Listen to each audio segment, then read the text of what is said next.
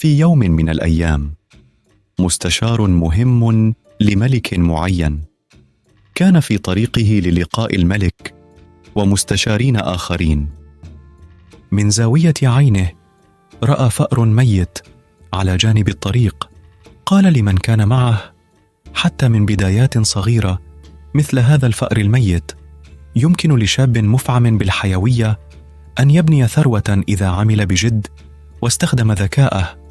يمكنه أن يبدأ مشروعا تجاريا ويدعم زوجته وعائلته. سمع أحد المارة الملاحظة التي كان يعلم خبرة وثروة مستشار الملك، فقرر أن يتبع كلامه، فالتقط الفأر الميت من ذيله وانطلق به.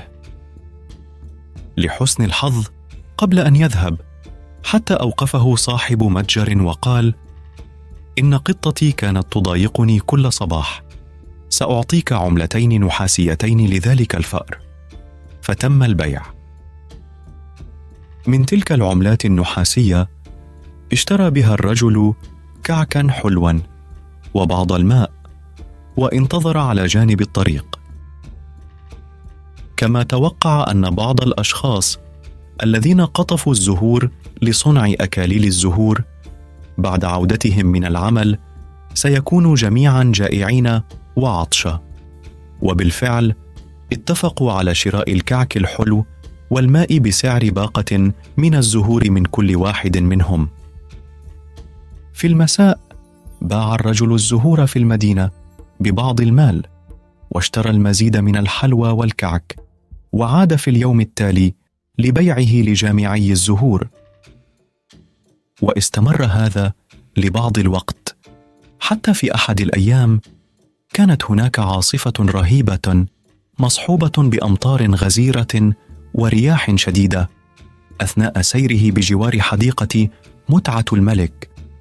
رأى أن العديد من الفروع قد تطايرت من الأشجار وكانوا مستلقيين في كل مكان.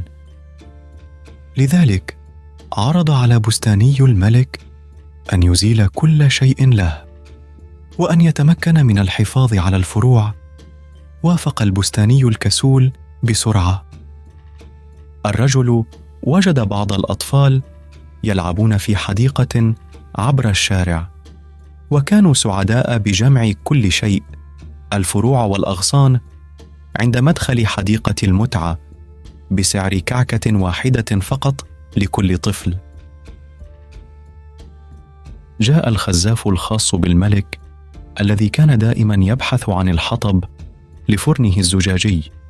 عندما رأى أكوام الخشب التي كان لدى الأطفال للتو، جمع المبلغ ودفع للرجل ثمنا باهظا مقابل ذلك، حتى أنه ألقى في الصفقة بعضا من أوانيه.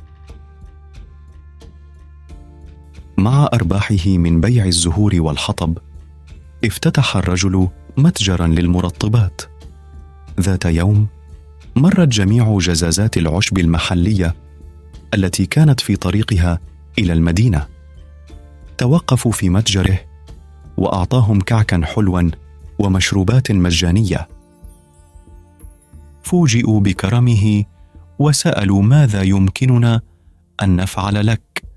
فقال: إنه ليس هناك شيء يمكنهم فعله الآن، ولكنه سيخبرهم في المستقبل.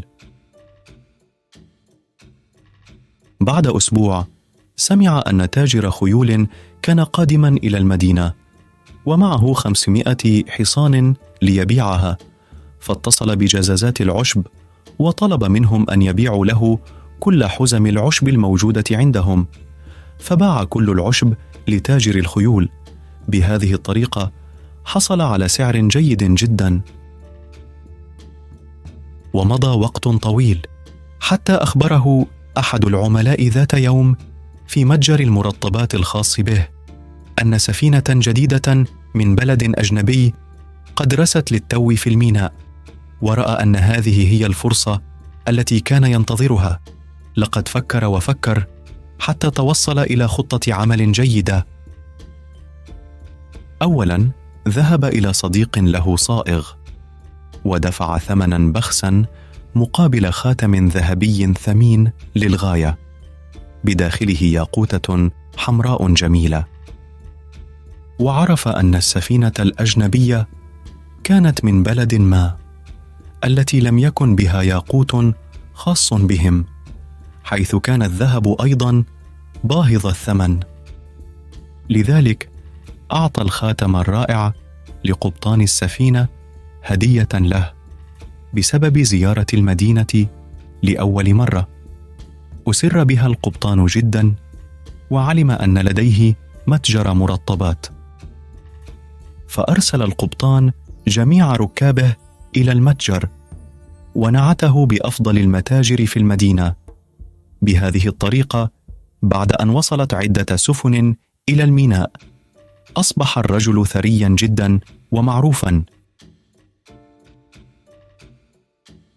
تذكر الرجل نجاحه، وتذكر أيضا أن كل شيء بدأ بكلمات مستشار الملك الحكيم، فقرر أن يقدم له هدية قدرها 100,000 قطعة ذهبية، وهذا هو نصف ثروته بالكامل. بعد اتخاذ الترتيبات المناسبة، التقى بمستشار الملك وأعطاه الهدية. مع شكره المتواضع، اندهش المستشار وسأله: كيف كسبت كل هذه الثروة لتحمل مثل هذه الهدية السخية؟ أخبره الرجل أن كل شيء بدأ بكلماته منذ وقت ليس ببعيد.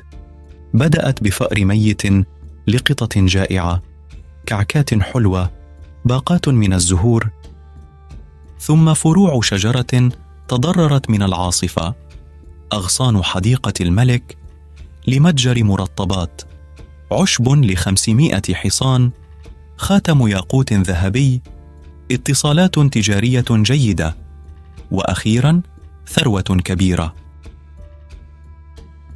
أعجب به المستشار الملكي، وفكر في نفسه أنه لن يكون من الجيد أن يفقد مواهب مثل هذا الرجل النشط، فأنا أيضا أملك ثروة كبيرة، وكذلك ابنتي الوحيدة الحبيبة، لأن هذا الرجل أعزب يستحق أن يتزوجها، فيمكنه أن يرث ثروتي بالإضافة إلى ثروته الخاصة، وستحظى ابنتي برعاية جيدة.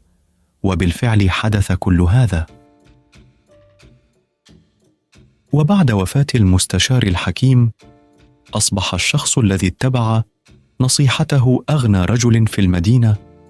عينه الملك في منصب المستشار طوال حياته المتبقية، وقدم أمواله بسخاء من أجل سعادة ورفاهية العديد من الأشخاص.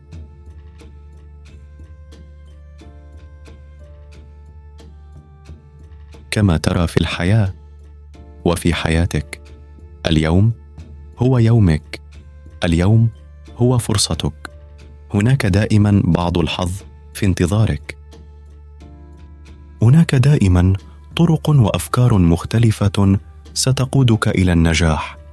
أنت فقط بحاجة إلى الطاقة والقدرة، والثروة الكبيرة ستأتي إليك بالتأكيد، لأن كل شيء يبدأ من بدايات صغيرة.